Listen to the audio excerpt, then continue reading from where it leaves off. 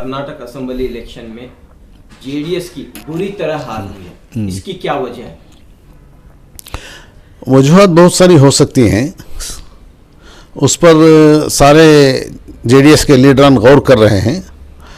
उसके लिए बहुत जल्द सब लोग जमा होकर ज़रा गहराई से गौर किया जाएगा और उसको सेटरेट करने की पूरी कोशिश की जाएगी। इतनी बुरी हार होगी क्या आपने सोचा था? नहीं, हमें तो हरगिज़ यानी जेडीएस के किसी भी लीडर को ये तवक्का नहीं थी, ये उम्मीद भी नहीं थी। पूरी उम्मीद थी कि बहुत हमने जो काम किया है उसका रिकॉग्निशन होगा और लोग ज़रूर वोट डालेंगे। कुछ तो हुआ है, इसके लिए हम गौर करेंगे इंशाल्लाह। किंग मेकर का तो मकाम हासिल नहीं कर पाए और यहाँ तक कि आपकी पार्टी का जो है विधानसभा में जो स्टेटस था वो भी चले गया, तो क्या हाल है सर का जेडीएस पार्टी का? नहीं, अब जो है हमारी जितनी सीटें आई हैं ये तो अवाम के सामने हैं, हमारे भी सामने हैं। अब जो पोजीशन हमारी आई है वहाँ से हम शुरू करेंगे और हमारे में क्या क्या नुक्स हैं उसको पूरी निकालने की कोशिश करेंगे। कहाँ गलती हुई है सर आपके मुताबिक? अभी उस पर रोशनी डालना बहुत जल्दी होगी। इस पर सारे लोग, हमारे सारे लीडरान बैठ के उस पर गौर व खोज करेंगे और पूरी तरह से गहराई से गौर व खोज करने के बाद जो कुछ पॉइंट्स निकल के आएंगे उस पर काम भी किया जाएगा, मालूम भी कराया जाएगा। आपके पार्टी के सदर के ऊपर उंगलियां उठ रही हैं कि इनकी वजह से जो है पार्टी को कामयाबी नहीं पाई। जो भी पार्टी का थोड़ा बैकवर्डनेस आता है तो उस पार्टी में किस पर उंगलियां उठेंगी कोई कह नहीं सकता। ये नॉर्मल है, हर पार्टी में जब कभी कुछ होता है तो किसी ना किसी पर ऐसा उंगलियां उठती हैं। कोई तो इसकी जिम्मेदारी लेना चाहिए, इस वजह से ऐसा हुआ है। ये उसी वक्त होगा जब हम बैठकर, सब लोग बैठकर इस पर गौर व खोज करेंगे, उसी वक्त उस पर बात होगी। तो अब जो है तब्दीली आ चुकी है, इक़्तिदार बदल चुका है, देखिए पार्टी जो है अक्सरियत के साथ हुकूमत बना रही है, तो आपका क्या कहना है? देखिए, मैं सबसे पहले मुबारकबाद देता हूँ उनकी, हमारी कांग्रेस की जीत के लिए। और उन्होंने बहुत सारे वादे किए हैं जनता से। उम्मीद है कि वो सारे वादे पूरे किए जाएंगे और जो मुसीबतें मुसलमानों ने फेस की दौरान 3.5 साल बीजेपी के दौरे हुकूमत में, उन्हें भी दूर करने की पूरी कोशिश की जाएगी। और जो ख़वानीन मुसलमानों के ख़िलाफ़ बनाए गए, या जैसे कि मुसलमान तालिब इल्म लड़कियों को उन्हें तालीम से रोकने के लिए हिजाब का बहाना बनाकर कई लड़कियां जो हिजाब पहनकर तालीम हासिल करना चाहती थीं उन्हें तालीम से रोक दिया गया पिछली हुकूमत ने, बीजेपी हुकूमत ने। उसके लिए एक पॉलिसी ये ला सकते हैं, ये हुकूमत ये ला सकती है कि एक सर्कुलर बनाकर हिजाब को यूनिफॉर्म का हिस्सा बना दे। जो कोई हिजाब पहने वो यूनिफॉर्म में शामिल कर सर्कुलर निकाल दें, तो शायद ये मसला बहुत आसानी से हल होगा। हमारी लड़कियां भी तालीम हासिल कर सकेंगी। इसी तरह हलाल और हराम का जो इन्होंने शुरू किया था, झटका गोश्त और हलाल गोश्त के कारोबार करने वालों पर बेजा जुल्म और ज़बरदस्ती कर रहे थे बजरंग दल के कारकुनान और दीगर आरएसएस की तंजीमें, उससे भी पूरी तरह से कानूनी रोक लगानी चाहिए। और जो कोई हलाल गोश्त का कारोबार करना चाहता है या हलाल गोश्त खाना चाहता है वो उसकी मर्ज़ी है, हमारा आइन उसकी पूरी इजाज़त देता है। हुकूमत को चाहिए कि उसे यकीनी बनाया जाए कि हर कोई अपनी ज़रूरत की ग़िज़ा हासिल कर सके और कारोबार भी कर सके। पिछली हुकूमत ने 4% मुस्लिम रिजर्वेशन को रद्द कर दिया था, तो अब जो है कांग्रेस पार्टी ने उस वक्त भी ऐलान किया था कि वो जब आएंगे तो इस फैसले को बदलेंगे। जी, हमारा भी डिमांड है कि, डिमांड नहीं बल्कि हम समझते हैं, उम्मीद करते हैं कि ज़रूर वो सबसे पहले आते ही उसको रेस्टोर करेंगे। 4% वैसे भी कम है मुसलमानों के लिए रिजर्वेशन उनकी आबादी के हिसाब से। आइंदा उसे कैसे बढ़ाया जाए उस पर भी गौर करना चाहिए।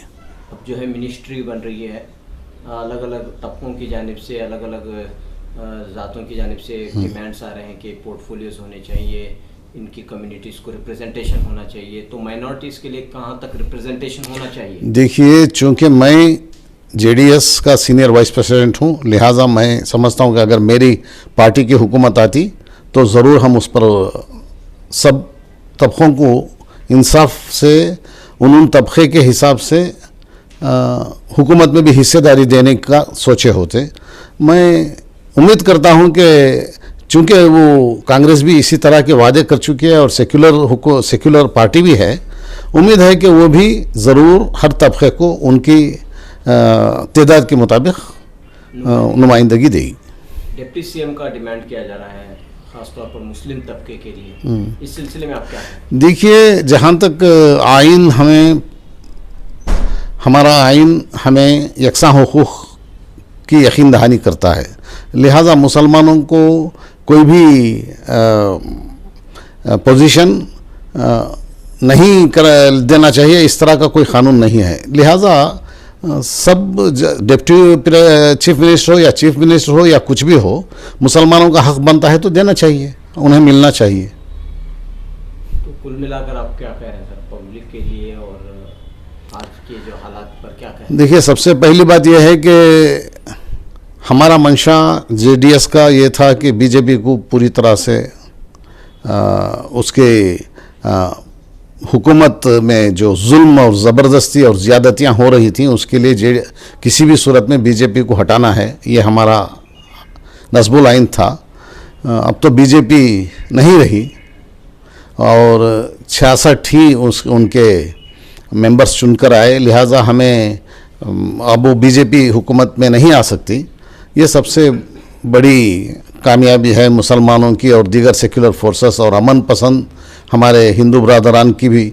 अगर हिंदू बरादरान में अमन पसंद लोग इतनी तादाद में वोट नहीं करते तो मुसलमानों के वोट भी काम ना आए होते। लिहाजा हम मुसलमान अमन पसंद और हिंदुओं में अमन पसंद एक हैं, हम सब ने मिलकर इनको अपनी जगह बताई है। मोदी साहब हमारे प्राइम मिनिस्टर तकरीबन 6 दिन यहीं पे ठिकाना बना के 20 से ज़्यादा जलसे और तकरीबन 6 रोड शो वगैरह किए, इसके बावजूद उन्हें कुछ भी हासिल नहीं हुआ। इससे पता चलता है कि मोदी भी और अमित शाह और योगी भी यहाँ आकर तीनों यहाँ से पूरा नाकाम होकर फेल होकर वापस चले गए। और यहाँ एक बात ये भी ज़रूरी है कि अब इंटरनेशनल मीडिया में ये बात चल रही है कि नॉर्थ इंडिया में बहुत ज़्यादा तालीम की कमी है, जिसकी वजह से वहाँ अवाम की आंखों में धूल झोंकना आसान है, वहाँ बीजेपी धूल झोंक रही है।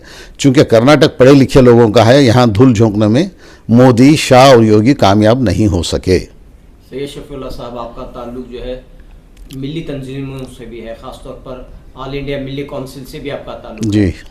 तो इस इलेक्शन में जो है मुस्लिम नुमाइंदगी को बढ़ाने की बातें काफ़ी सारी हुई थी इलेक्शन से पहले। अब जो रिजल्ट्स आए हैं 9 मुस्लिम नुमाइंदे मुंतखब हुए हैं, तो क्या आप इससे मुतमईन हैं? देखिए, एक वक्त था देवराज अरस जब चीफ मिनिस्टर थे, उस वक्त 17 असेंबली के नुमाइंदे चुनकर आए थे मुसलमान। अगर तादाद के हिसाब से देखा जाए तो हमारे 33 नुमाइंदे असेंबली में होना चाहिए। चूँकि मुसलमान सारी रियासत में फैले हुए हैं, चंद डिस्ट्रिक्ट में नहीं हैं, लिहाजा वो 34 या 33 नहीं आ सकते चुन के। कम से कम 17 आ सकते हैं, जो प्रूव हो गया है देवराज साहब के ज़माने में। हमारा टारगेट वो रहेगा। अब 9 चुनकर आए हैं, अलग क्रम है, वो भी बेहतर है। उम्मीद है कि 17 तक भी पहुँचेंगे एक ना एक दिन, और उससे ज़्यादा भी जाएंगे। क्यों नहीं है नुमाइंदगी बड़ी? क्योंकि सिद्धरामैया की हुकूमत में तब भी जो है 9 नुमाइंदे थे, तो पिछली हुकूमत में 7 हुए और फिर अब दोबारा 9 हुए हैं, तो नुमाइंदगी में इजाफा नहीं देखने को मिला। वजह यह है कि जिस अंदाज से इस मरतबा सारे मुसलमानों ने मिलकर एक तरफा कोशिश की सेक्युलर फोर्सेस को आगे लाने की, वही कोशिश और आगे 2 मरतबा अगर ऐसा हो जाएगी तो ज़रूर बढ़ेगी, ये उम्मीद है। आखिर में क्या पैगाम हुकूमत से, जाहिर सी बात है, नई हुकूमत से जो है कई सारी उम्मीदें रहते हैं, तवक्कुआत रहते हैं। देखिए, सारी कर्नाटक की आवाम अमन पसंद शहरी, चाहे हिंदू हो, मुसलमान हो, सिख हो, ईसाई हो, सबके सब चाहते थे कि यहाँ जो मजहबी नफ़रत का जहर फैलाने वाले वालों को कुमक देने की हुकूमत ना रहे, वो ज़रूर उसका सफाया किया जा सके। और अल्लाह का करम रहा कि अमन पसंद शहरियों की तमन्ना पूरी हुई और वो हुकूमत जो नफ़रत फैलाने वालों को कुमक दे रही थी, जैसे बजरंग दल रास्तों में पकड़ के लोगों का मर्डर कर रहे थे, उन्हें भी वो कुमक दे रही थी। और बच्चों को तालीम हासिल करने में रोक लगाने वाले कई लोग आकर सफ़रान शाल पहनकर हिजाब निकालो वरना हम सफ़रान शाल पहनेंगे बोल के कर रहे थे, जबकि उन्हें कोई तकलीफ़ नहीं थी हिजाब से।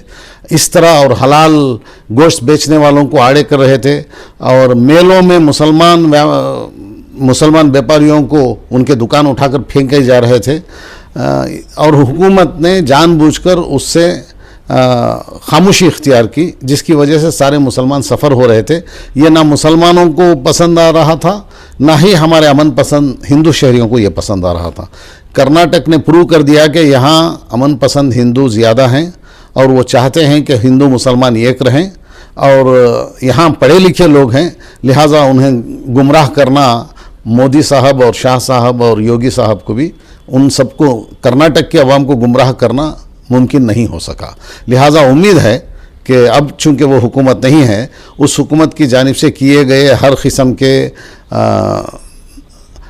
ये तफरक़ा डालने के क़वानीन को ये हुकूमत ज़रूर उसे दूर करेगी और नए क़वानीन ऐसे बनाएगी जिससे अमन पसंद शहरी अमन से और चैन से रह सकें।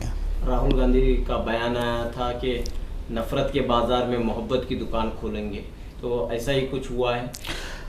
ये देखिए, हमारा, क्योंकि हमारी पार्टी भी सेक्युलर है, हमारा शुरू से यही हमारा नस्बुल आइन रहा है कि सारे हिंदू मुसलमान एक रहें और मोहब्बत से रहें। और अगर यही एम और यही बयान अगर राहुल गांधी साहब का भी है तो हम वेलकम करते हैं। शुक्रिया। नवाजिश।